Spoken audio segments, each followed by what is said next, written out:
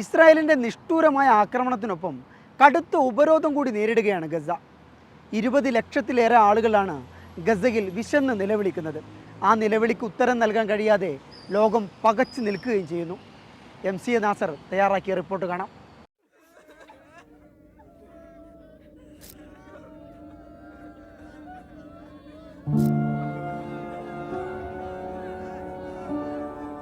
പട്ടിണി ആയുധമാക്കരുത് എന്നാണ് അന്തർദേശീയ ചട്ടം.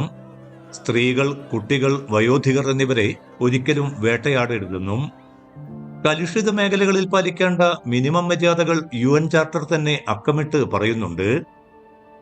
അധിനിവിഷ്ട പ്രദേശങ്ങളിൽ അരുതായ്മകൾ ഒട്ടും പാടില്ലെന്നുകൂടി വിലക്കുണ്ട്. ഒപ്പം ചെറുത്തുനിൽപ്പ് എന്നത് ഇരകളുടെ സ്വാഭാവിക അവകാശമാണെന്നുകൂടി പറഞ്ഞു വെക്കുന്നുണ്ട് UN ചാർട്ടർ.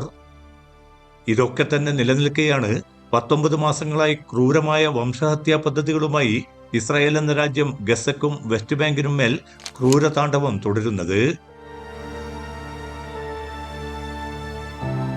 ഇതിനകം കൊന്നുതള്ളിയത് 54,000-ലേറെ മനുഷ്യരെ, 10,000-ലേറെ പേരെ കാണാനില്ല. പരിക്കേറ്റവരുടെ എണ്ണം 1.25 ലക്ഷത്തിനും മുകളിൽ. 3/4 ലക്ഷത്തിലേറെ കുട്ടികൾ അന്നം കിട്ടാതെ മരണം കാത്തിരിക്കുന്നു. കുടിക്കാൻ വെള്ളമില്ല, പശിയടക്കാൻ ആഹാരമില്ല, ചികിത്സിക്കാൻ മരുന്നും സംവിധാനങ്ങളും തീരെയില്ല. മാർച്ച് 2 മുതൽ ആരംഭിച്ച സമ്പൂർണ്ണ ഉപരോധം നൂറുകണക്കിന് പലസ്തീനികളുടെ ജീവിതം കവർന്നെടുത്തിരിക്കുന്നു. ആയുധവും സമ്പത്തും നൽകി ഇസ്രായേലിന്റെ ക്രൂരതയ്ക്ക് പിന്തുണ നൽകിയ രാജ്യങ്ങൾ പോലും മാറി ചിന്തിക്കുമാറ് ഗസയുടെ നോവുകൾ ലോകമാകെ പടരുകയാണ്. കാനഡയും ബ്രിട്ടനും ജർമ്മനിയും മറുനിലപാട് കൈക്കൊണ്ടെങ്കിലും യാങ്കി ഇസ്രായേലിനൊപ്പം തന്നെയുണ്ട്.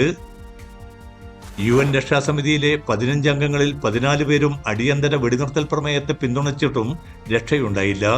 വീറ്റോയിലൂടെ ഇസ്രായേലിന്റെ കൊടും ക്രൂരതകൾക്ക് തുറന്ന പിന്തുണയർപ്പിക്കുകയായിരുന്നു യാങ്കി.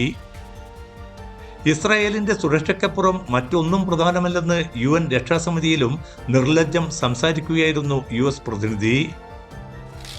3 മാസത്തിലേറെ പിന്നിട്ട ഉപരോധം സൃഷ്ടിച്ച പലസ്തീൻ പട്ടിണിക്കോലങ്ങളുടെ ചിത്രം നെതന്യാഹുവിനെ മാത്രമല്ല ട്രംപിനെയും കൂടുതൽ ആഹ്ലാദഭരിതമാക്കുന്നുണ്ടാവണം.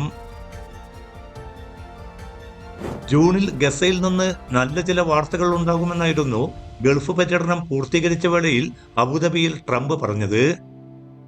അമേരിക്കയുടെ കൂടി സഹായത്തിൽ ഗസയിൽ തുറന്ന ഭക്ഷ്യവിതരണ കേന്ദ്രം, അവിടെ വരി നിന്ന പട്ടിണി മനുഷ്യരെ വെടിവെച്ചു കൊന്ന സംഭവമായിരിക്കുമോ ട്രംപ് സ്വപ്നം കണ്ട ആ നല്ല വാർത്ത?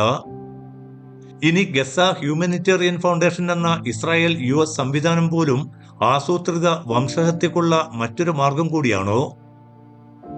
കാരണം 3 തവണ നടന്ന വെടിവെപ്പുകളിലായി ഇവിടെ മരിച്ചു വീണത് 100-ലേറെ പേർ, പരിക്കേറ്റത് ആയിരങ്ങൾക്ക്. ഒടുവിൽ ആ സംവിധാനം കൂടി നിർത്തിയിരിക്കുന്നു. അതോടെ പട്ടിണി മരണത്തിന് ഗസയിൽ ഇനി തീവ്രത കൂടുമെന്നുറപ്പ്.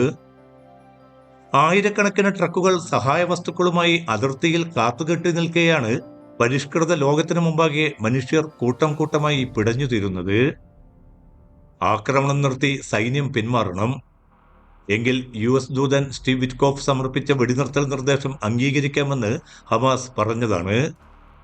എന്നാൽ ഈ ആവശ്യം തീർത്തും അസ്വീകാര്യമെന്ന് പറയുന്നത് നെതന്യാഹു മാത്രമല്ല, സ്റ്റീവ് വിറ്റ്കോഫ് കൂടിയാണിപ്പോൾ.